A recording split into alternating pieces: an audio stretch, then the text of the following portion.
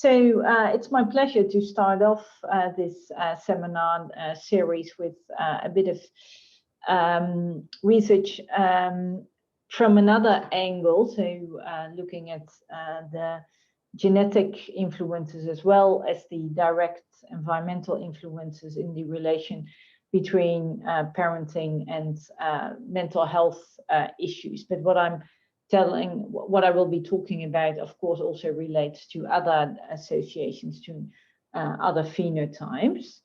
So this is a paper from 2014, a review paper on children of twin design studies, and I will get back to what that method implies. But I think what's nicely pointed out here is that there are lots of relationships found between parental psychopathology, between parenting style, between intrafamilial relationships and child mental health outcomes. However, most of this research can say little about the causal pathways underlying these associations because most studies are not genetically informative. So they don't take into account the fact that biological parents not only provide a rearing environment for their child, but also contribute 50% of their genes, which can result in gene-environment correlation, which I will also get back to later on. And so this is the first part of the talk. I will get into these genetically informed studies to disentangle the role of genetics and environment in relationships between parental characteristics and mental health in the children. And then at the last part of my talk, I will discuss what this means for parenting programs and the value of parenting programs. And I will also tell you something about the project that I'm doing in collaboration with Matt Sanders and Vanessa Cobham. So this is a figure showing how parent-offspring associations can be explained. So as I said before, part of it can be due to genetic transmission, as parents and children share 50% of their genes. And to get into it, and I will get back to the other reasons later, but first to talk a bit more about the genetic transmission. So I will ask you to take a moment to think about how genetic you think these mental disorders are. So ADHD, autism spectrum disorder, anxiety and depression, and then in childhood, but also in adulthood, schizophrenia, bipolar disorder, and then conduct problems. So just think whether you think it's between 0 to 30%, between 30 to 60%, or above 60% heritable. So I won't ask you to raise your hands, but these are the heritabilities. So for example, for ADHD, 80% of the differences in children in their ability to pay attention and not be hyperactive is explained by genetic factors. And the remaining variance is then environmental.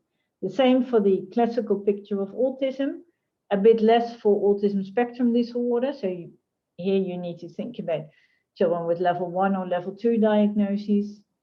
Anxiety and depression are the least heritable, about 40%. Conduct problems, also about 60% heritable. And then schizophrenia and bipolar disorder, also highly heritable. So, as I said, this is about how do you explain differences in people. So it's not about familial risk. It's not that if a father has ADHD, the child has 80% chance of ADHD. That's not the case. It's about how to explain differences between people. So, and as I said, then the rest of the variance is explained by environmental factors, but then we can divide that environment in common environment, which is shared by children in the same family, and the unique environment, so the environment that one child is exposed to and the other isn't. And this is all based on twin studies. So now, for example, with ADHD or attention problems, given that it's 80% heritable, the question is actually, does the common environment explain any of the variants? Because you only have 20% left to explain. And the same for the other disorders. So just take a moment whether you think that there are any common environmental effects for example, ADHD or for the other disorders. And then again, I won't ask to raise hands. But these are the answers. So for ADHD and autism spectrum disorders, twin studies quite robustly found that there is no effect of the common environment. So the common environment doesn't explain any differences between the children. For anxiety and depression and externalizing problems, it's a bit different. It can vary between 20 to 40%, and that's up till about age 12. And after age 12, the effect of the common environment disappears, which may also have to do with the fact that till about age 12, it's mainly parental measures, and then after age 12, it's self-report, which also are not so highly correlated and may make a difference for the estimates of the heritability in the common environment as well. And then for schizophrenia, 11%, which was quite surprising, and people think that that has to do with the intrauterine environment. And for bipolar disorder, again, 0%. So what you can take from this overall is that genetic factors explain a large part of the variance in children and also in adults when it comes to mental disorders. And then for some phenotypes, there is also an effect of the common environment. And also to clarify, the common environment is everything that is shared in a family. So it's not only about parenting, but it's also about socioeconomic status, the street children live in, everything that's shared within a family. And the question is actually whether parenting is totally shared, because as the parents in the audience will know, you also adjust your parenting to the child you have in front of you. You don't treat your children the same. You base that on what they need. So parenting is partly common environment, but partly also adjusted to a specific child in the family. So that brings us to the second explanation on how parent-offspring associations can be explained, and that's gene-environment correlation. And then the third one that doesn't need any clarification, any further clarification, that there is just a direct environmental effect from the parent to the child without any confounding by genetic effect. Gene-environment correlation means that the environment the child is exposed to is related to their genetic makeup. So the environment is not random, but has to do with the child's genotype. And there are 3 types of gene-environment correlation, and that's passive. So parents provide 50% of their genes, and they provide the rearing environment, and that rearing environment can be associated to their genes. So for example, when you take IQ, parents with a high IQ transmit the genes that explain differences in IQ to their child, but they also provide an environment where there are, for example, lots of books in the home, they read to their children, they do other educational things to their children. And then the question is, are these children as smart as their parents because of the genetic effect, or is it also because of the direct environmental effect of the reading and the educational activities? So that's passive gene-environment correlation. Another type of gene environment correlation is reactive. So parents and teachers and other people respond to a child's phenotype, and that phenotype can then be associated to their genetic makeup. So for example, again, a smart child will get extra work in school, or will go to the parents will go to the museum with that smart child because they see that the child enjoys it. So that's reactive gene environment correlation. And then active gene environment correlation is that people, as soon as they are able to seek out an environment, and so a smart child, as soon as as he or she is old enough, they will go to things that influence their development and stimulate their knowledge. And gene environment correlation has also been investigated by using molecular genetic designs. So what they did in this study is they had children, and they calculated polygenic risk scores, as they call them. And what you then do is that you take the results from genome-wide association studies, where you test millions of SNPs, and you get, for every SNP, you get a risk effect.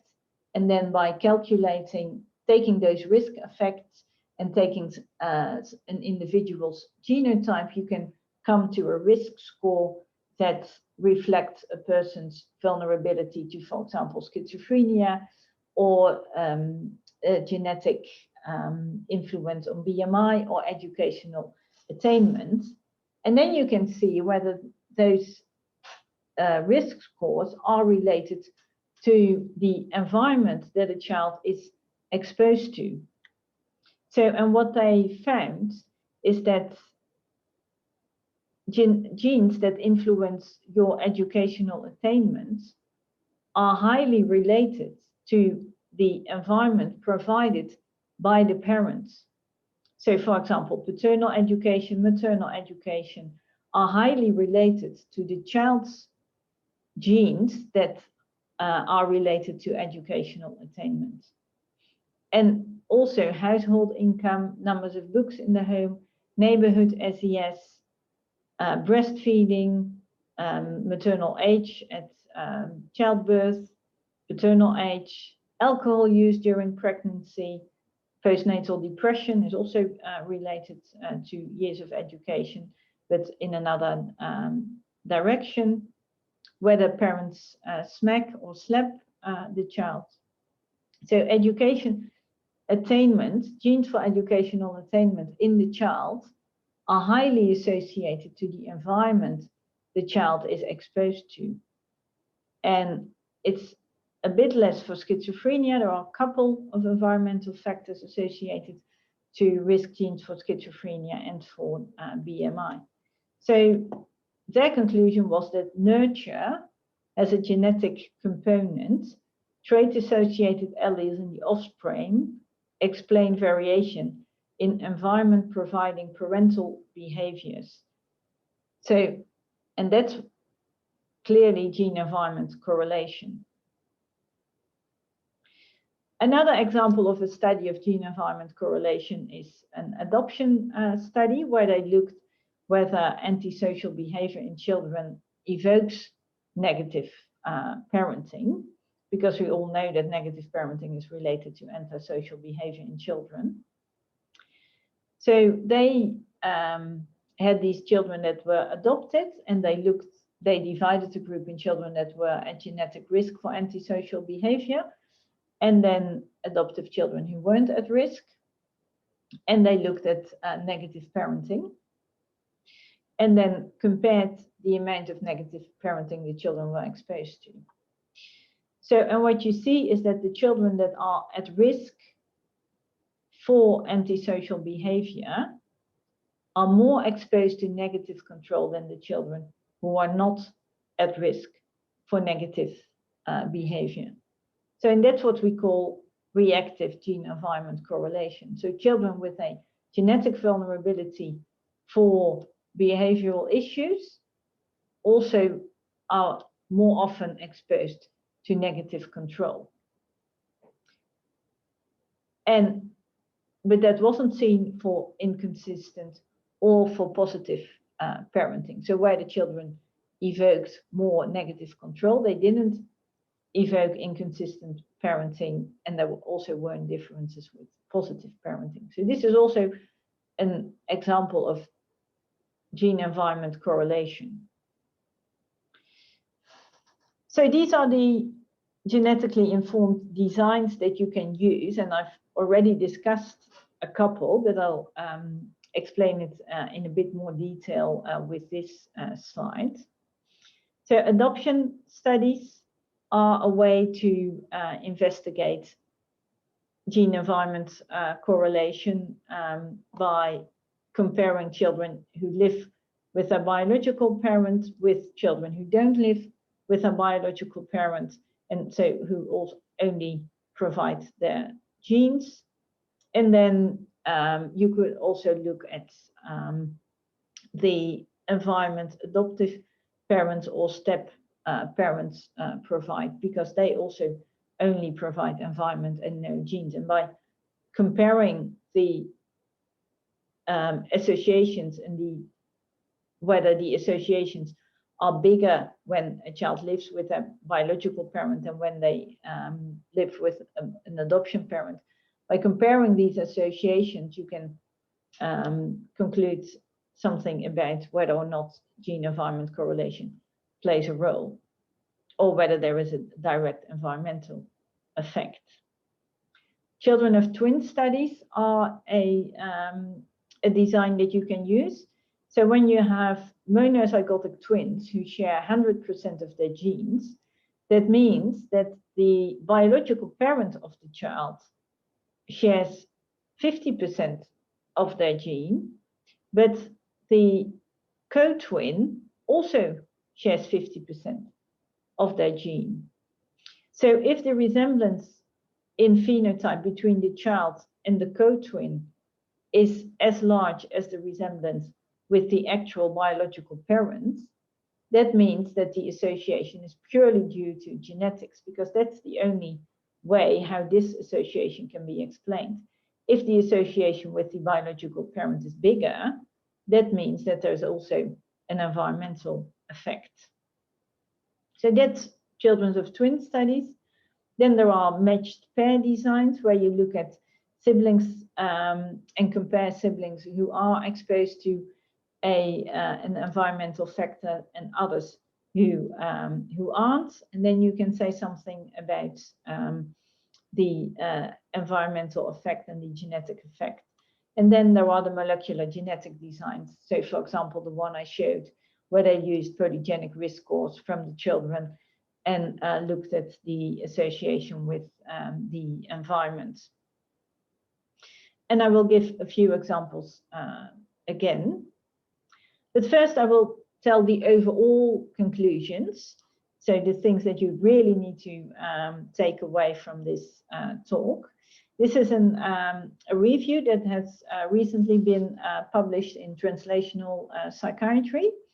And we focused on studies that used genetically informative designs to explain parental characteristics and offspring mental health. And as you can see, actually, quite to our surprise, there were 89 studies in the past 6 years that we could include in this study. So it's a topic that's still of huge interest.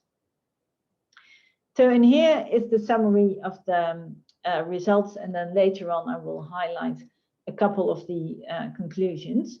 So unsurprisingly, because of the enormous amount of twin studies that have already been done, we confirmed that there is genetic transmission of a lot of mental disorder phenotypes.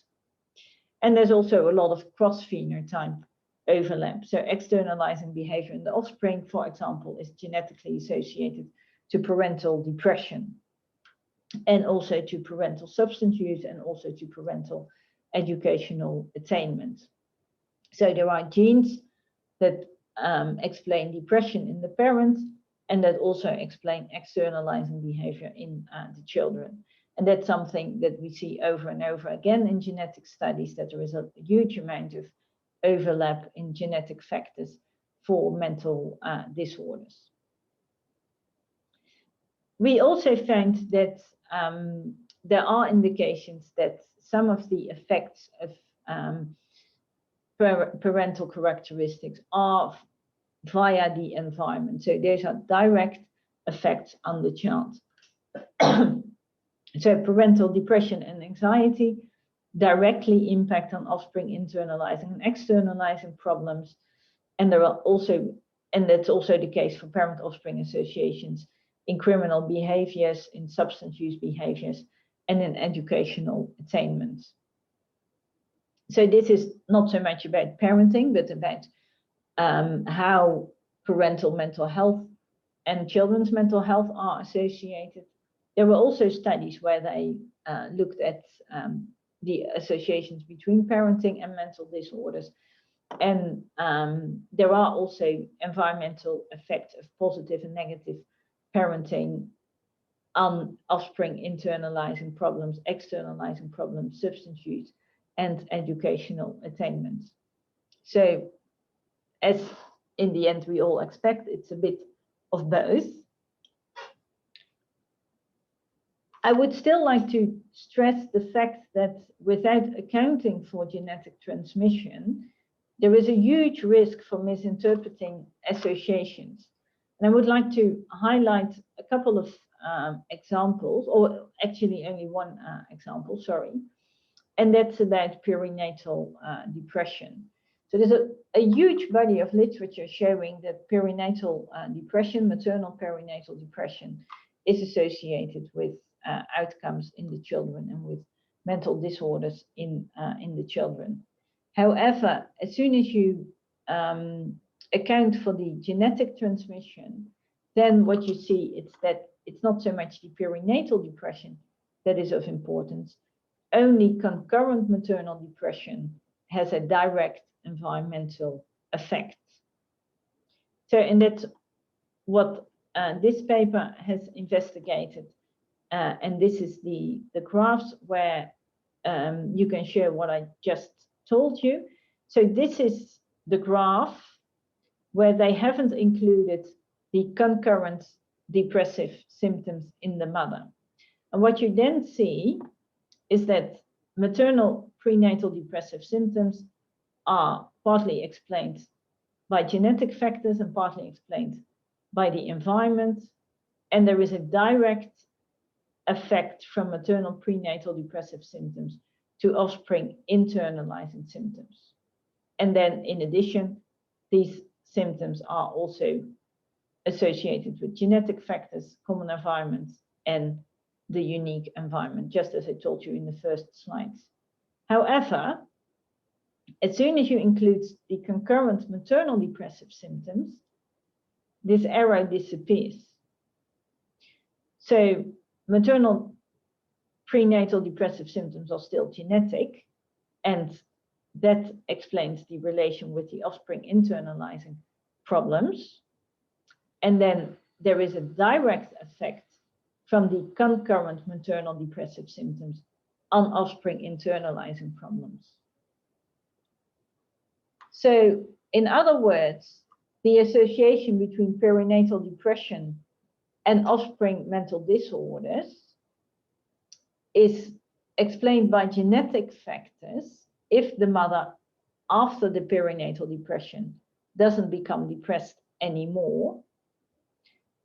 However, of course, mothers who have a perinatal depression also have a higher risk to be depressed later on.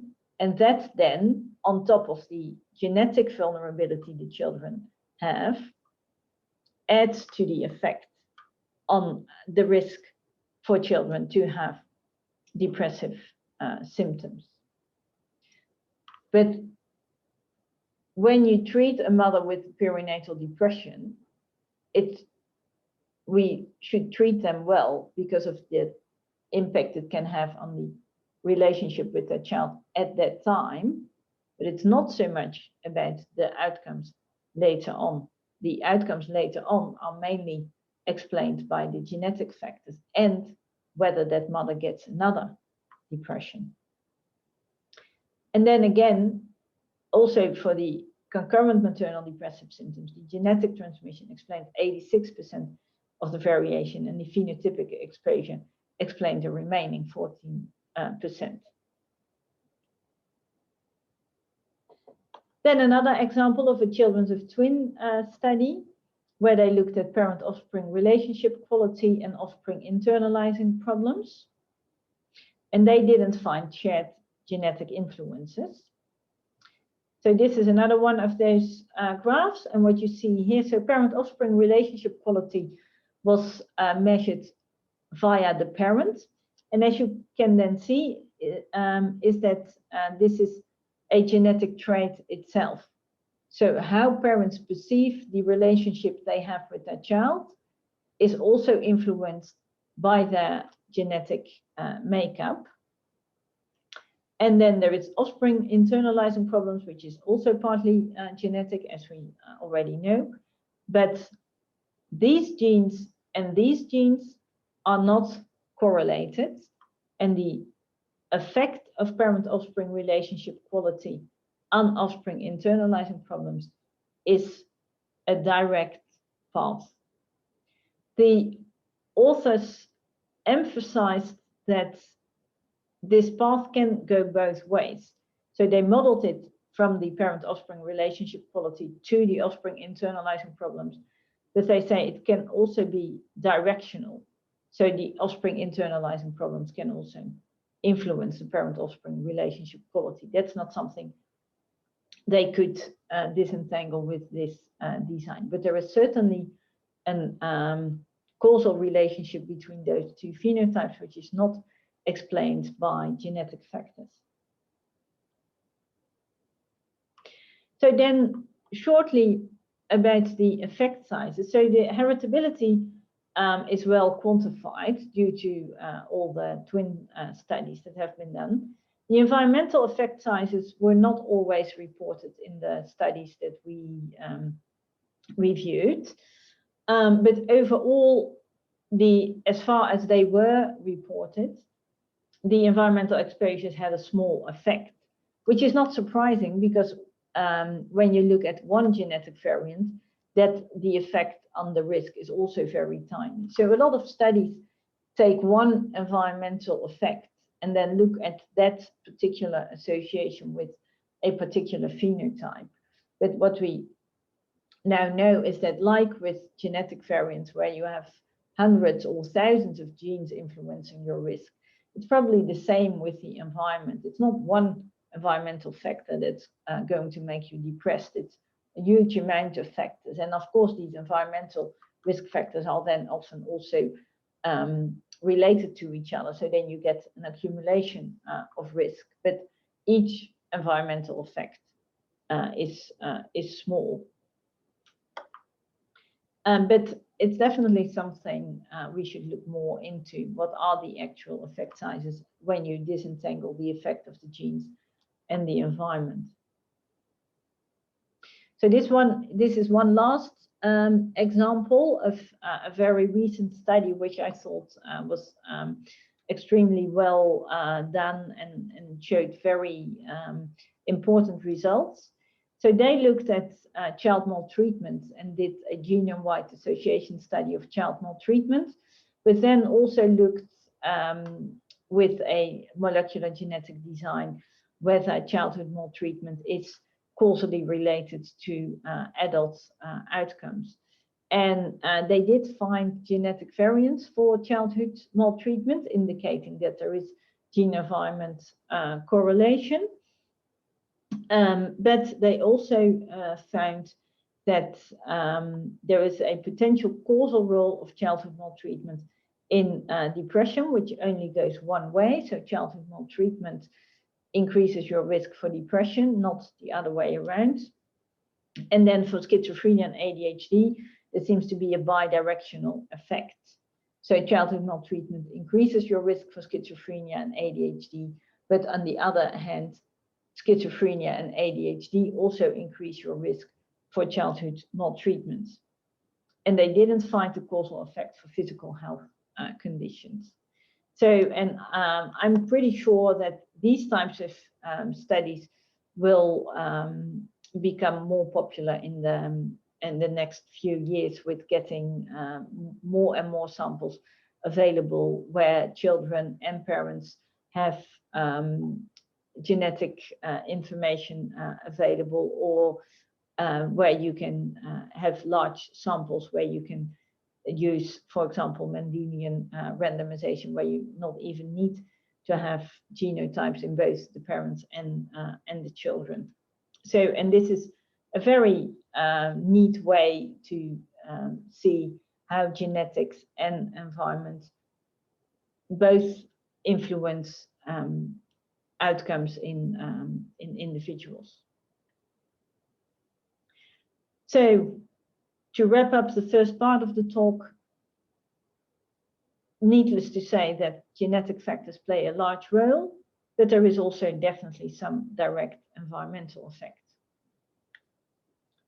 And then what does this mean for parenting programs? So one of the things that is important to realize is that a lot of the things we treat are genetically influenced, and we can still treat them via environmental interventions. So the most famous example is, of course, PKU, where there is, which is 100% genetic. That's a defect in an enzyme. And how do you treat it? With a diet. So you do a totally environmental intervention to treat 100% genetic disorder. And it's the same with things like learning disorders. Those are also highly genetically influenced. But how do we treat them? We provide the children with a program to optimally support them in, for example, getting to read. And by practicing, they improve their reading without changing their genetic makeup. And that's the same way how I view parenting. So there has also been a study where they found that anxious children also evoke overprotection in parents. And what you do when you do therapy and you provide parental guidance is that you learn those parents not to protect those children, and not to say when they are anxious, oh, come here and you can stay here, but just to stimulate them to go through that anxiety and experience that when they have gone through that anxiety, that the anxiety disappears. The same with children with behavioral issues and parenting. What you learn is that parents is that they shouldn't always be correcting those children, but also provide positive responses. And that's how you learn the parents how to meet the needs of their children in a better way to optimally stimulate their development. And by providing that optimal environment, you can make a difference in their phenotype, which we've shown over and over again when it comes to randomized controlled trials. But of course, in randomized controlled trials, you can actually say something about causality, because you have randomized the people, and just by chance, half get the intervention and half can't. So if the children with the intervention improve more than the others, that's due to the intervention. And the main message from this talk is that with an observational study, you can't say anything about causation. You can only say that there is a correlation. So then about what we see in the clinic and about my own study. So also in the clinic, we see quite a direct effect. So this is quite an old study where they looked at mothers with depression And they divided them in a group who remitted after 3 months and a group who didn't remit. And what you see is that in the group of children whose mothers remitted, the number of children with a diagnosis decreased quite substantially, while in the families where the mothers didn't remit, there was an increase in the prevalence rates of children with any disorder. This paper was mainly, the main conclusion was we need to treat those mothers well. I think an overlooked conclusion is that still 25% of these children had a disorder. And also here, we don't know why these mothers didn't remit. Was that because they were worrying about their children? Or was there an environmental factor that made both the mother keeping the depressive symptoms and the child getting a disorder? We don't know that. But what I think this study mainly showed is that these are very vulnerable families with still 25% of the children having a disorder. And here it's even over 40%. The same the other way around, when you treat depression and you don't do anything with the mothers, then after treatment of the child, the amount of mothers without a depression is increased from 34% to 52%. So that's a huge improvement. And but also here, still over 40% of the mothers still have a depression. So I think these are our most vulnerable families. And this is another illustration of why I think that's the case, based on a study we did in the Netherlands.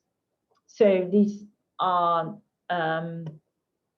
scores of children on affective problems, anxiety, ADHD, oppositional defiance, and conduct. And on the left, the children whose mother didn't have any issues at the start of treatment. And on the right, the scores of the children whose mother had issues at the start of treatment. And what you see is that at the end of the treatment, the children whose mothers had problems at the start of treatment are still worse off. They score higher than the children whose mothers didn't have any issues. And that's the same for the father. And again, that's not a causal relationship. It's mainly due to the fact that these children start off higher, and due to the fact that these parents still have symptoms at the end of treatment. So it's related to the parental symptoms at the end of treatment. But it does show that this is a vulnerable group. So this really asks for integrated care, focusing on the child, but also on the parent. You could say from these two studies that I mentioned, well, if you don't treat the child, they still become better, or if you don't treat the mother, they still become better, but quite a bit didn't. So what's important is to provide integrated care. And what you then need to do, of course, is that I now focus on a group on a clinic where the children come in. You also need to assess, you need to start with assessing the parental mental health in addition to the child's mental health, and then test whether an integrated care program improves the outcome of the child. And what's important, there are several ways how you can do it, but what we thought was important is to embed this project in clinical practice so that it's very close to the real world and that we can translate these outcomes directly after the trial, and that it's already implemented in the clinic so that it's easy to sustain the intervention and that it will outlive the project. So that there is a direct improvement for these families. So this is what we do in a nutshell. So families come into the child development service across Brisbane, and then parents complete a questionnaire where their own mental health is assessed and their child's mental health is assessed. And then parents who report that they also suffer from mental health symptoms are divided into groups. They both get stepping stones PPP, but half of them get the enhanced version where they have extra sessions addressing their own mental health symptoms. So, and the uptake is pretty good. So about 60% of the families complete the assessment, and then that assessment is also used in the clinical practice. About 43% of the families, there is at least one parent who reports mental health issues, and we now have 55 parents randomized and are running groups continuously across the year. And due to COVID, we now also offer the program online, so with Zoom sessions, which is actually preferred by some of the parents over coming in to the hospital, having the parking issues, needing to find child minders. So this was actually a good thing about COVID. So, and that was everything I wanted to share with you. These are my collaborators that I would like to thank. And I would like to thank you for your attention, and happy to take questions.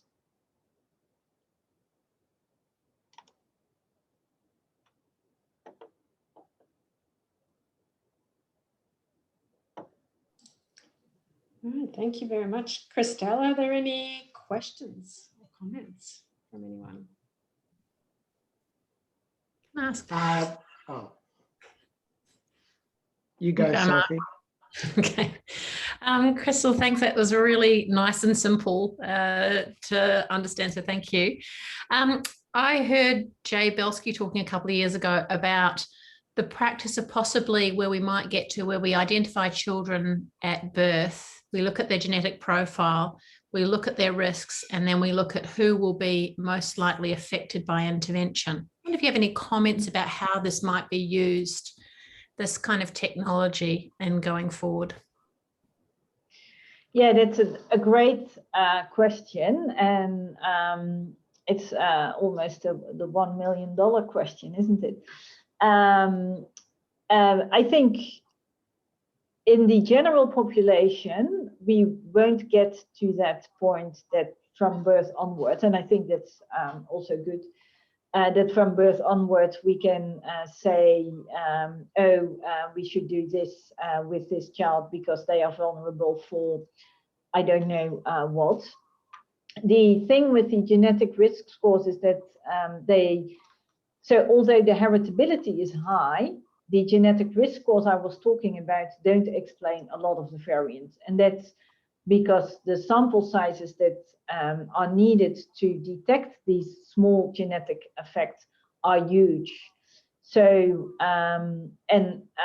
so at the moment, genetic risk scores don't explain more than 10%, if they even explain 10% of the variance in the phenotype. Most of them, the effects are far smaller, not even 1%. So they are really good tools to investigate associations and to explain how things work, but we are still far off from clinical prediction, where clinical prediction is something that we are not close yet, but where we will come close to in the future is looking at clinical population, so where you already know that there is a risk, and then, for example, try to see which are the children that are at increased risk for a poor outcome, and then give them more intense treatment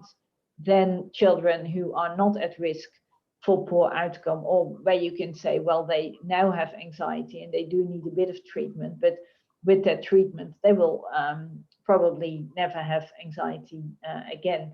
There is a very nice paper by Naomi Ray and others, of course, in JAMA Psychiatry, where they review the value of polygenic risk scores and where it can go in the future.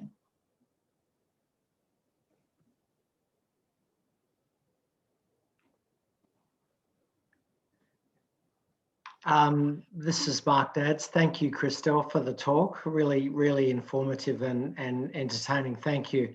I know no one really has the answer to this, but I'm interested in your thoughts on it. When we talk about the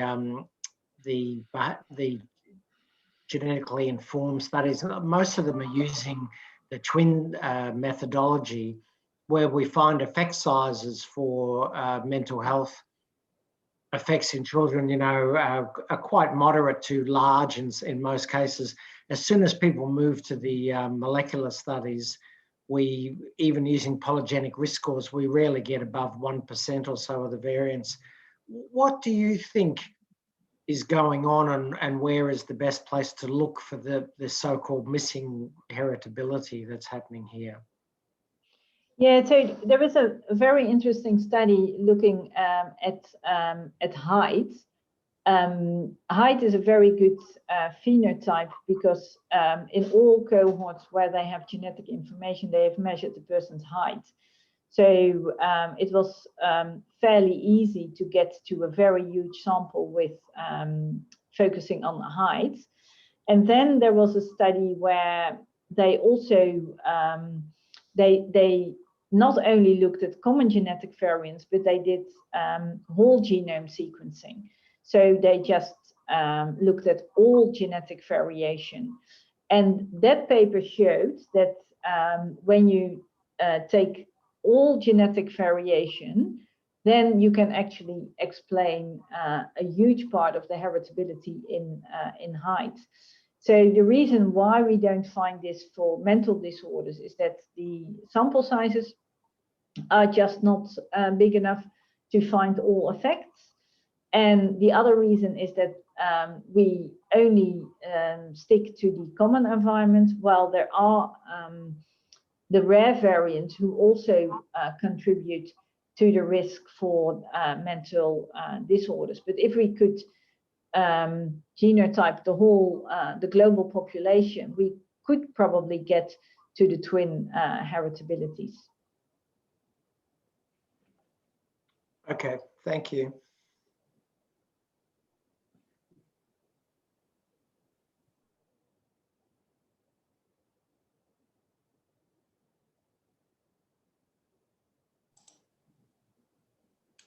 Anyone else?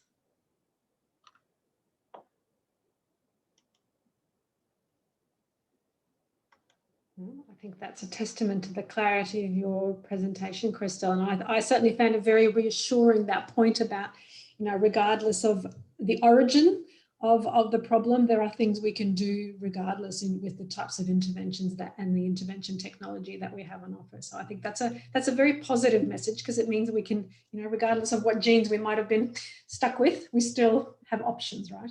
So. All right, well, I think if there are no further questions, what, Daryl? Yeah?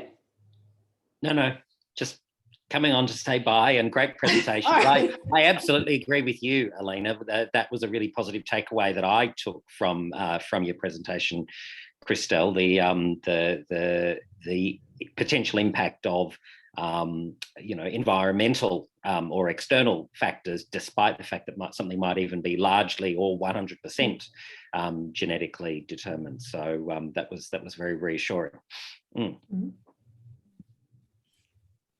Can I ask one last question, just in provoking these kind of broader discussions? Can you share with us, Christel, because I'm not familiar with a lot of the statistical or the research methodology, what are some of the limitations or problems or possible flaws in the methods that are being used in the genetic studies? I can think about it with the parenting research, but what about in this area? Just things that we might be aware of as we're reading these kind of trials. Yeah, so for example, with the adoption studies, the issue is, of course, that there can be selective placement, so it's not at random.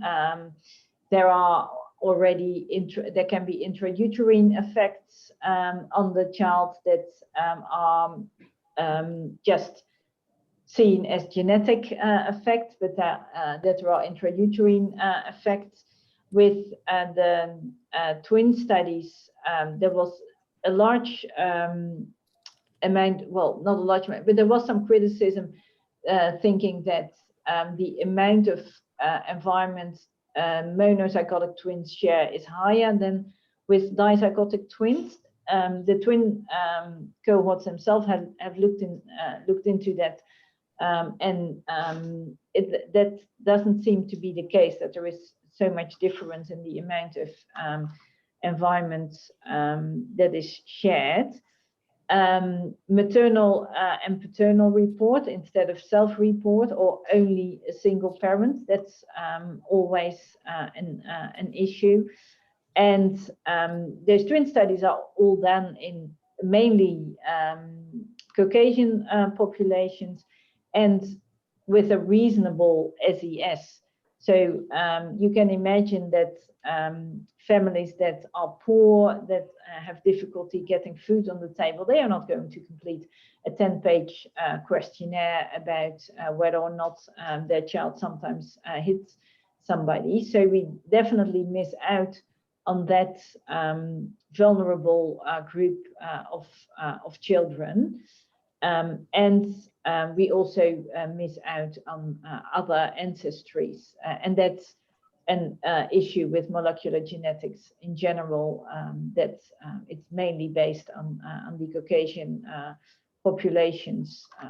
So, and that's, yeah, a shortcoming.